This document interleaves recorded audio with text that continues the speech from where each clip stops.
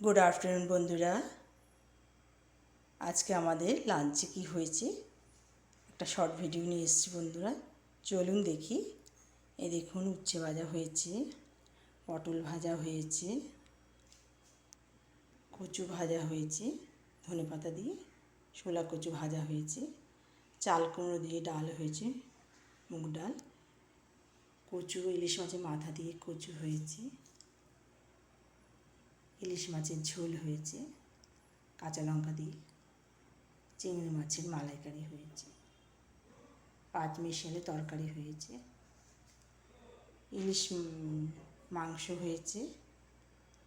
এই হচ্ছে আমাদের আজকে লাঞ্চের মেনু বন্ধুরা।